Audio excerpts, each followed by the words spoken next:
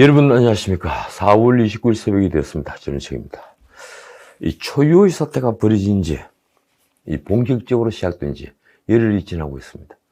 문민정부가 시작된 뒤 30년이 지나는 동안 단 한 번도 없었던 일, 아니 건국 후 74년이 지나도록 없었던 일입니다. 대선에서 진 민주당이 이재명, 문재인을 지키겠다며 시작한 일입니다. 그런데 진짜 목적은 자신들이 살아야겠다는 것입니다. 자신들이 범죄 수사를 증발시킨다. 황홀한 얘기죠. 저는 지난 대선 때 이 민주당과 이재명은 절박하고 국민의힘과 윤석열은 절박하지 않다고 말했습니다. 그 절박함으로 승부가 바뀔 뻔했습니다. 그래도 정권교체 열망이 윤석열을 당선시켰습니다. 그 정권교체 열망은 무엇일까요? 바로 지난 5년 동안 보았던 진짜 적폐 신물을 낸 국민의 분노였습니다. 5월 10일 정권이 바뀌면 그 분노는 어디를 향할까요? 당연히 구권력의 부패입니다. 문재인은 손석희와의 대담에서 아주 담대한 거짓말을 했습니다. 담대하다는 게 무슨 말인지 아시겠죠? 간이 크다. 이렇습니다. 대통령 주변에 특수 관계자나 청와대 인사나 정부 인사가 부정한 금품을 받고 정권을 농단한다든지 부당한 이권, 특혜를 준 일이 전혀 없었지 않나. 지금 이 말은 문 대통령이 직접 한 헷갈리는 말을 그 취지에 따라 제가 조금 다듬은 말입니다. 문법에 맞게 말입니다. 과연 그렇습니까? 당장 기소 중지가 되어 있는 타이 이스타젯 사건은 무엇입니까? 울산시장 선거 개입 사건은 또 무엇입니까? 온 국민이 묻고 있습니다. 김정숙이 입었던 수백 벌 옷과 거쳤던 폐물을 모두 사비로 구입한 거라고 우기면서 법원이 공개하라는 특수활동비 내역을 대통령 기록물로 잠궈버리는 그 수준의 도덕성이니 부끄러울 게 뭐가 있겠습니까? 문재인은 심지어 청와대가 재판받고 있는 것도 직권남용 정도라고 말했습니다. 지난 5년간 그 직권남용, 이 조자룡 흥칼 쓰듯 하는 그 직권남용으로 밀문지화를 당한 박근혜 정권 인사들이 부지기수입니다. 이러니 사람들은 정치보복의 악순환을 끊자고 말하면서도 우리 언론계 어른부터 그런 말씀을 하는데도 적폐청산은 반드시 해야 한다고 외치는 것입니다. 그러니 대선에서 패배하자 그들이 가졌던 공포심은 점점 커졌습니다. 그들이 전 정권에게 가했던 정치보복이 이제 부메랑처럼 날아들 것을 안 것입니다. 그래서 1년 전 폐기했던 검수완박을 다시 끄집어냈습니다. 정권이 넘어가는 2달 동안 번갯불에 콩을 구워 먹듯 검수완박을 해치워버리면 황운하의 말처럼 사건은 모두 증발할 테니 뭐가 걱정이겠습니까? 명분도 있습니다. 검찰처럼 통제받지 않은 권력은 없다. 그럴싸하죠. 보통 사람들은 깜빡 속습니다. 그러면 비대진 경찰은 누가 통제하는 것입니까? 진정한 검찰개혁은 검찰이 정치적 중립입니다. 누구의 눈치도 보지 않고 이 사회의 암세포를 도려내는 게 바로 검찰이 할 일입니다. 그리고 경찰 수사를 보완해 억울한 사람을 구제하고 죄 지은 자가 빠져나가지 못하도록 하는 게 검찰이 할 역할입니다. 그런데 지금 하겠다는 검수완박은 검찰을 수사비로 만들어 죄인은 백주대로에 활보하게 하고 피해자는 구제받지 못하는 이상한 입법입니다. 법률 전문가인 검사가 개입하지 않은 수사에서 필연적으로 생길 허점을 누가 책임질 것입니까? 이제 원전 경제성 평가 조작 같은 권력이 개입한 국기문란 사건이나 라임 옵티머스 사건 같은 대형 금융범죄 수사는 없습니다. 범죄가 없는 게 아니라 수사가 없습니다. 무엇보다도 검찰의 수사 지휘권이 사라지면서 경찰의 부실 수사나 소극 수사를 바로잡을 곳도 없습니다. 그래서 검수완박의 진짜 피해자는 돈 없고 빽 없는 서민인 것입니다. 이 추악한 권력은 70년 불문 헌법이었던 검찰과 법원을 양축으로 하는 우리 형사사법 체계를 완전히 허무는 검수완박을 밀어붙이고 있습니다. 그것도 정권이양을 불과 보름 앞두고 말입니다. 이는 명백한 헌법의 파괴, 즉 쿠데타입니다. 게다가 절차적 정당성도 없습니다. 민주당은 이른바 국회 선진화법이 정한 안건 조정위를 넘어가기 위해 처음 자당 의원이었다가 무소속이 된 양양자를 사보임하는 꼼수를 부렸습니다. 그런데 양양자가 양심선언을 하면서 이 잔꾀가 통할 것 같지 않자 이번엔 민영배가 위장탈당을 하는 또 다른 꼼수를 보였습니다. 이건 명백한 불법입니다.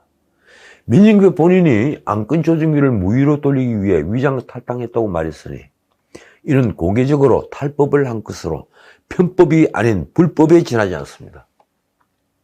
게다가 법이 보장한 소수의 반대 방법인 필리버스터를 무산시키려고 회기를 쪼개는 기상천외한 수법까지 동원하고 있습니다. 이 수법은 공수처를 만들 때 써먹은 방법이지만 이 역시 명백히 불법입니다. 만약 이런 위장탈당이나 쪼개기 국회를 소수의 반발을 피해가는 편법 정도로 양해한다면 앞으로 우리 국회는 영원히 다수의 입법 폭주, 이 다수의 폭정을 막을 길이 없게 돼서 결국 입법 독재의 길을 열게 됩니다. 어쨌든 이 폭주국을 주도하고 있는 자들은 황운하, 최강욱 등 초선 강경파 몇 명입니다. 한 줌도 안 되는 숫자입니다. 말하자면 70년 헌법 정신을 극소수의 친문 강경파가 허물고 있는 것입니다. 그리고 이 쿠데타에 가담한 자는 대장동 게이트를 비롯해 여러 의혹들에 연관된 둘러싸여 있는 이재명에게 줄을 섰던 민주당의 친이재명계 찬이재명계입니다. 그들은 대선 패배 직후부터 문재인과 이재명을 지킨다는 말을 무슨 주문처럼 외우고 있습니다. 무슨 사교 집단입니까? 그 두 사람이 결백하다면 검찰이 수사권을 가진들 무슨 걱정이겠습니까? 그런데 어디 그것뿐이겠습니까? 그들이 절박한 것은 검수완박이 되지 않으면 결국 그들이 검사의 책상 앞에 앉아야 되기 때문입니다. 제가 이 방송에서 수차례 말씀드린 대로 검수완박은 자신들의 보신책이자 유일한 자구책입니다. 세상이 미쳐 돌아가도 이래서는 안 됩니다. 아무리 미쳐도 말입니다. 정권이 바뀌기 전에 대못을 쳐서 자신들이 안전을 지킨다. 이 21세기에 그게 할 짓입니까? 이게 통한다면 우리의 미래는 없습니다.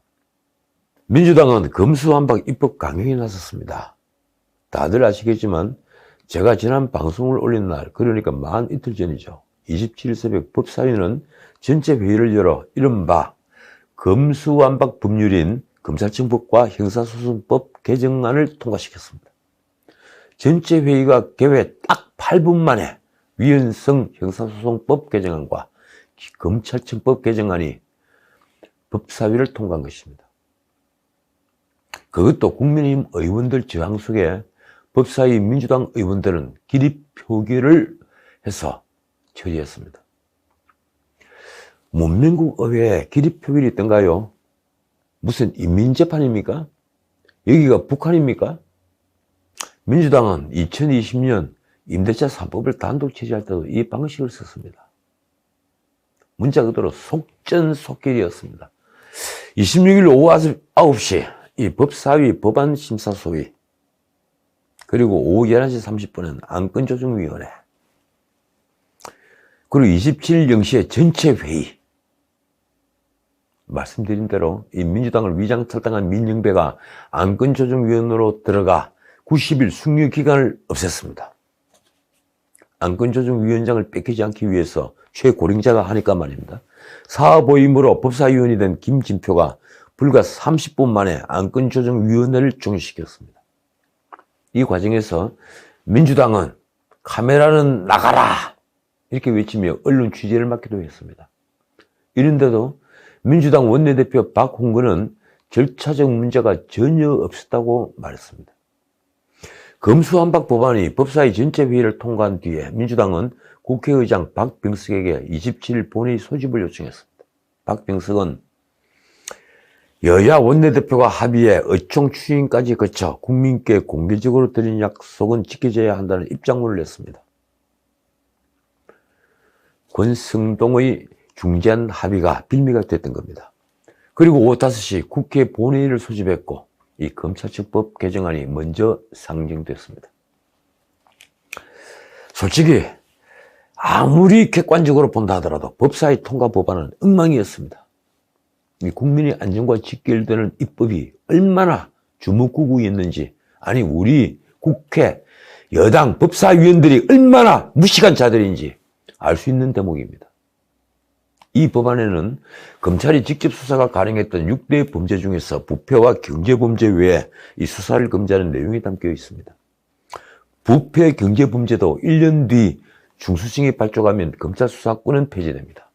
이 중수청 설립에 합의한 것은 이번 법률안에는 빠져 있습니다.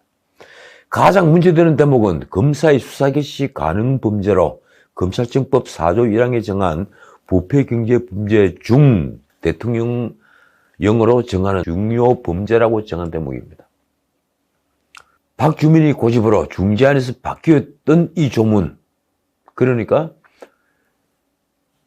중을 쓰느냐 등을 쓰느냐 하는 문제에 박주민이 끝까지 중을 써야 된다고 해서 바꾼 겁니다. 그 조문은 원래의 중재안대로 부패 경제 범죄 등 대통령령으로 정하는 중요 범죄로 수정이 됐습니다.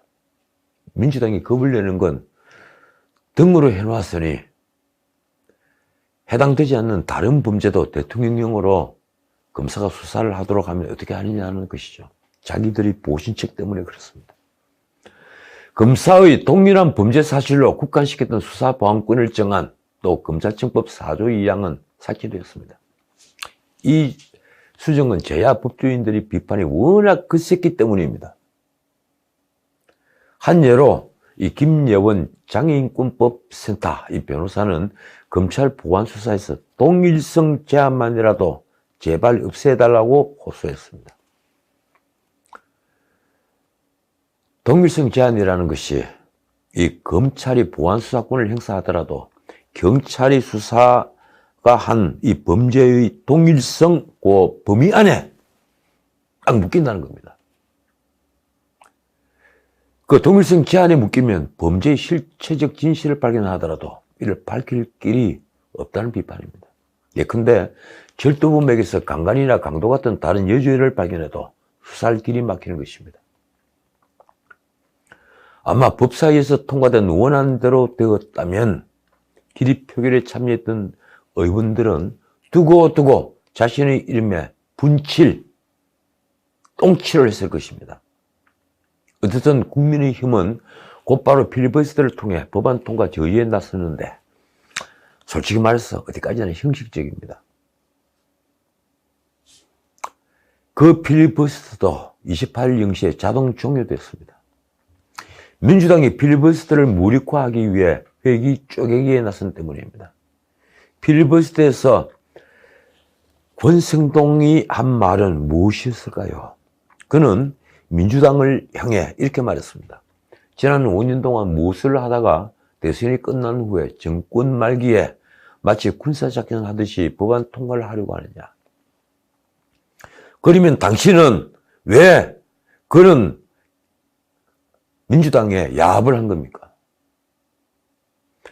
권성동이 이 지난 5년 동안의 부정부패 실체가 국민 앞에 드러나는 것이 두렵기 때문이라고 하자 속마음이 듣게 민주당 의석에서 고함 소리가 터져나왔습니다. 그러자 또 권성동은 이렇게 말했습니다. 그렇게 당당하고 떳떳하고 부정비리가 없었다면 수사권을 뺏지 말고 그대로 두시라. 그러면서 그는 양양자가 들었다는 이 감옥에 갈 청와대 사람 20명이 누군지 밝게 하려고도 했습니다. 어디 그 20명 뿐이겠습니까? 어쩌면 200명이 될지 2000명이 될지도 모르겠습니다. 자, 사태가 이렇게 그러자 검찰 내부는 물론 대다수 법조인들도 지금 당혹감과 분노를 드러내고 있습니다. 내용을 아는 사람들은 전부 다 미쳤다고 말하고 있습니다. 다들 미쳐 돌아간다. 검수완박 법안이 통과되면 국민 피해가 불보듯 뻔한데 이건 국민을 실험 대상으로 삼는 것과 다름없다. 이 말은 대금에서 나오는 얘기입니다. 비판 여론이 아무리 들끓어도 민주당은 그런데 오물관원입니다. 위헌이라는 지적도, 이 절차적 정당성이 없는 입법 폭주라는 비판도 그들은 귀를 꽉 닫고 있습니다. 그러자 윤석열 당선인 측이 폭탄을 하나 던졌습니다. 어제 저녁 때 빅뉴스가 된 폭탄입니다. 검수완박 법안에 대해 6월 1일 지방선거를 할 때 국민투표를 하는 방안을 제안하고 나선 것입니다. 의석수가 크게 밀려 민주당의 입법 폭주를 막을 수 없다는 판단에서 여론의 기대, 민주당의 법안 통과 움직임에 제동을 걸겠다는 의도입니다. 그러나 지금 민주당이 검수완박 국민투표 제안을 받아들일 가능성은 솔직히 전혀 없습니다. 비대위원장 윤호중은 단칼에 잘랐습니다. 말도 안 되는 얘기다. 그러면 헌법상 국민투표 요건은 무엇일까요? 바로 헌법 72조입니다. 이렇습니다. 대통령은 필요하다고 인정할 때 외교, 국방, 통일, 기타 국가 안위에 관한 중요 정책을 국민투표에 붙일 수 있다. 윤석열 측은 이렇게 말합니다. 검찰 수사권을 박탈하는 것은 70년 형사사법 체계를 바꾸는 것으로 국가 안위에 관한 중요 정책이다. 그러나 솔직히 헌법학자들의 의견은 엇갈립니다. 오늘 이 짧은 방송이니 제 의견만 먼저 말씀드리겠습니다. 저는 검수완박이 국가 안위에 관한 중요 정책일지 여부에 대한 판단이 누가 보더라도 뚜렷하지 않을 경우 통치권자의 판단에 맡길 수 있다고 생각합니다. 과거 예를 한번 볼까요? 과거 2000년 6월 15일 김대중은 북한 김정일을 만나서 남측의 남북연합 제안과 북측의 낮은 단계 연방제 제안이 공통성이 있다. 이런 해교한 6.15 합의를 했습니다. 그 합의를 했을 때도 이를 국회에 통보하지 않고 국민투표에 붙이지도 않았습니다. 서울로 돌아오면서 이제 전쟁은 없다는 헛소리만 했죠. 노무현이 퇴임 직전에 김정일과 한 14합의도 마찬가지입니다. 문재인이 평양에 가서 한 9.19 군사합의는 중요한 국방 문제입니다. 그리고 국가 안위에 관한 정책의 변경입니다. 그런데도 문재인은 이의 가부를 국민에게 묻지 않았습니다. 그랬던 건 국민투표에 붙일 수 있다. 헌법에 그렇게 적혀있죠. 그래서 국민투표에 붙이는 게 통치권자의 재량행위처럼 표현한 바로 이 헌법 72조 때문이기도 하지만 한편 바꿔놓고 생각하면 웰빙 체질이 찌든 야당 탓도 큽니다. 그들은 다투어야 할 때 다투지 않으니까 말입니다. 물론 지금 윤석열이 의지하는 대목은 검수완박에 대한 비판적인 여론입니다. 최근 여론조사에서도 과반을 훨씬 넘는 국민이 검수완박에 반대하고 있습니다.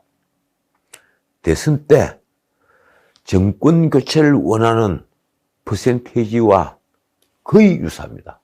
한국갤럽이 지난 19일에서 21일까지 3일간 한 조사에서 검찰 수사권을 그대로 유지하는 것이 좋다는 응답은 55%, 그리고 검찰 수사권을 경찰에 이양하는 것이 좋다는 응답은 35%였습니다.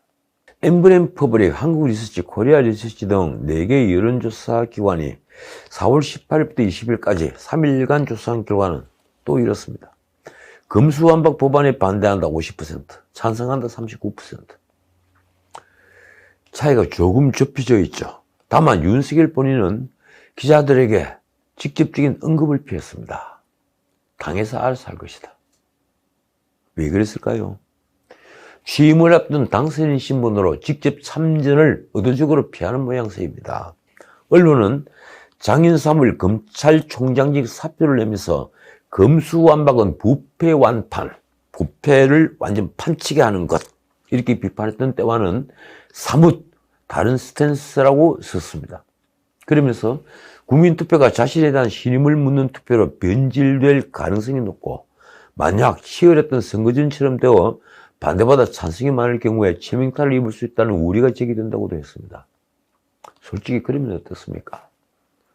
국가의 명분이 걸린 문제인데 목숨을 건들 무슨 상관입니까? 자, 어떻든 이 대검은 27일 검수완박 법안에 대해 헌법재판소에 권한쟁의 심판 청구와 효력정지 가처분 신청을 검토하고 있습니다. 다음 기회에 좀 상세히 설명을 드리겠습니다. 박승진 대검차장은 기자회견에서 명백한 위헌이라는 검찰 입장을 밝혔습니다. 민주당 박홍근이 아주 재미있는 얘기를 했습니다. 27일 OECD까지 검찰이 뛰어들고 있다. 이렇게 말한 겁니다. 지금 대한민국 검찰이 얼마나 많은 로비를 하고 있느냐. OECD에 파견가 있는 검사까지 통해 사실이 아닌데도 보안수사권도 다 없애는 것처럼 이해시켜 입장을 내겠다. 저도 깜짝 놀랐습니다. OECD에도 검사를 파견하고 있다? 이 문제가 왜 나왔을까요? OECD 뇌물방지 작업반이 지난 20일 법무부에 검수완박에 대해 우려한다는 서한을 보낸 데 대한 말입니다. 검수완박이 국제적인 망신인 줄을 박홍근도 아는 모양입니다. 그러자 법무부는 OECD에 파견가 있는 검사가 없으며 OECD에 입장을 내달라고 요청하거나 자료조차 보낸 적이 없다고 밝혔습니다. 대검도 OECD 파견 검사라는 것은 없다고 말했습니다. 코미디가 벌어진 겁니다. 그런데 박홍근의 헛소리는 이것뿐이 아닙니다. 누구에게 들었다고는 말 안 하겠지만 이 윤석열 당선인이 보수 언론 편집장들에게 전화했다는 이야기를 들었다. 장담하건대 이건 명백한 거짓말입니다. 박홍근은 국민의힘을 비판하면서 이렇게 말했습니다. 도대체 국회가 어느 세상 어느 시대의 국회냐? 제가 묻고 싶습니다. 당신은 도대체 어느 시대 어느 세상의 국회의원인가? 자, 오늘은 여기까지입니다. 이 최고의 순장조로 불리는 사람 한 사람 있죠. 바로 청와대 의전비서관 탁현민입니다. 그 탁현민이 27일 라디오에서 명언을 하나 남겼습니다. 퇴임 후에는 문재인을 걸고 넘어지지 않았으면 좋겠다. 걸고 넘어지면 물어버릴 것이다. 제가 가끔 때로 인용하는 브레즈 파스칼의 말이 있습니다. 나는 사람들을 오래 관찰할수록 내가 키우는 개를 더욱더 사랑하게 된다. 충직한 개는 사람을 물지 않습니다. 미친 개가 사람을 뭅니다. 그리고 그 광견 중에는 정말 빨리 없애버려야 할 광견이 있습니다. 지금까지 전우책이었습니다.